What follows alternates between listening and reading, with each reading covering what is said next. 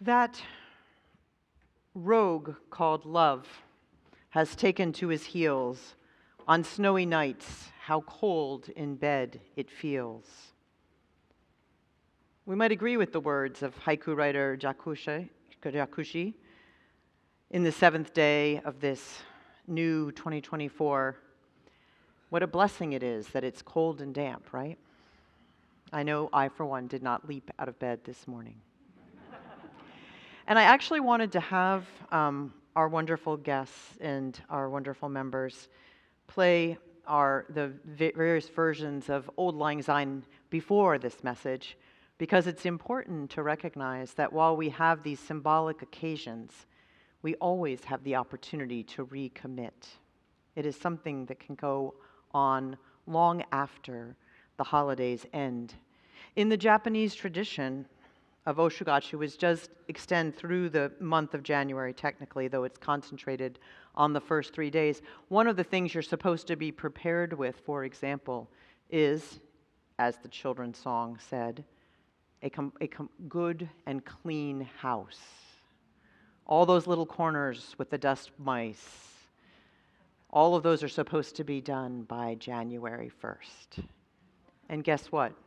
If it didn't happen, it's still not a bad thing to do. Talking to myself here is all I'm saying. Perhaps every new year we have that feeling of it being some of this and some of that, some regret for what is now behind us and some apprehension for what is before us. But as we have already heard mentioned several times, I think this year we may be feeling a little bit more of that. The scale is tipped a bit. Though we do have these rituals that we observe at the very beginning of the year, it's important to remember that even in a year like this, we want to have some way to reconnect with our aspirations, to recommit with the vision of the world that we think can be. It's interesting that in Japan, though many may go no other time, 70% of the population still reports going to the first shrine visit of the year on New Year's Day, 70% of the population. It's similar, I think, to those of us who observe other holidays like Christmas Eve, Christmas Day. It's nice to see some of you back after those days. It brings us to another haiku, this time from Buson. Observations about winter. Denied a lodging for the night, the row of lights from houses standing in the snow. To me, this also has the overtones of the nativity. It speaks to the extremes in the human condition that we are feeling so strongly as we start this 2024. Again, in the light of all of this, we may find talk of ceremony, intention, and commitment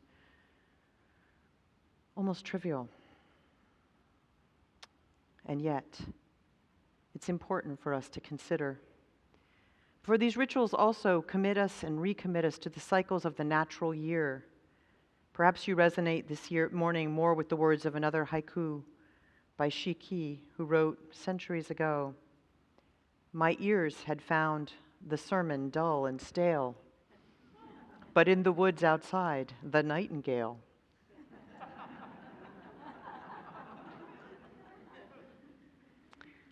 Some things don't change, and no matter what the tradition, for I believe that was about a Buddhist setting. In this new year, we know that we need more than luck. We need more than just something that helps us get through 1 or 2 days.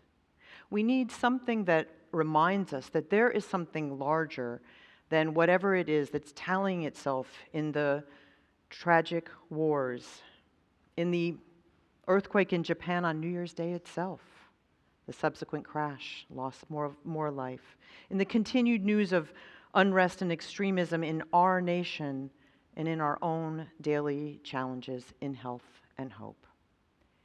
So perhaps this is more about the masks of unawareness and intention, and it's more about our need to make the most of the opportunities we do have before us every day. Look at this day in particular, one of great beauty.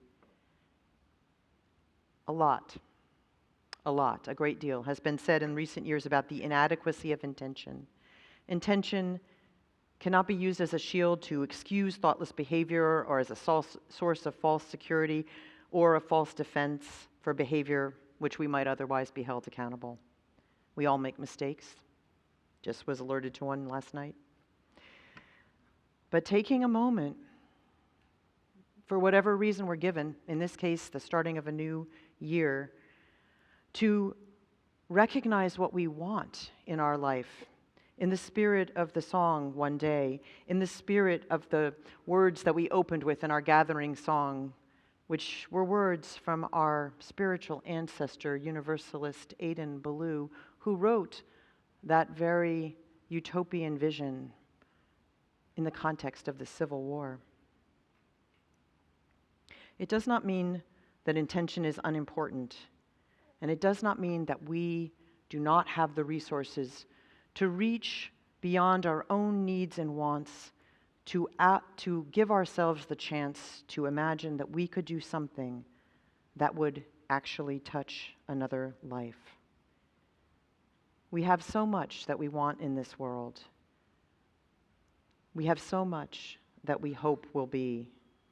When Ballou wrote, "Though few of us might imagine, years are coming when forever war's dread's banner shall be furled, and the angel peace be welcomed, regent of a happy world." It was not in a utopian time, just as our time is not. Yet he kept that vision in his heart, and he did what he could to make it real in the world, and he inspired others, including Tolstoy, who inspired Mahatma Gandhi, and then the Reverend Dr. Martin Luther King Jr. That was the same man. Maybe it's important for us just to remember that in each year we have our own ability to make our choices about what we wish to do. Perhaps in the spirit of Octavia Butler, we can think about what we want to make.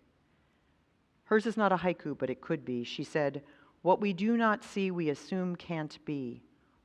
What a destructive assumption. So in the spirit of growth and the curiosity of learning, in the movement towards that which we know in our hearts could be, but though we have not known it yet, let us all commit to being more aware, not only of our own power and agency, but of the things happening in our world that we wish to look away from. For it's important for us to enter this new year with curiosity and with commitment, even if that means also with heartbreak. So I invite you to think for a few moments, because I'm going to ask you to do something in a minute. I'm going to ask you to think about what you are curious about. What is the longing to understand in your particular heart? And what is a commitment that you are willing to make? Not because it will change the world and make everything right, but because it will change your life. This is one more haiku, this one from Okun.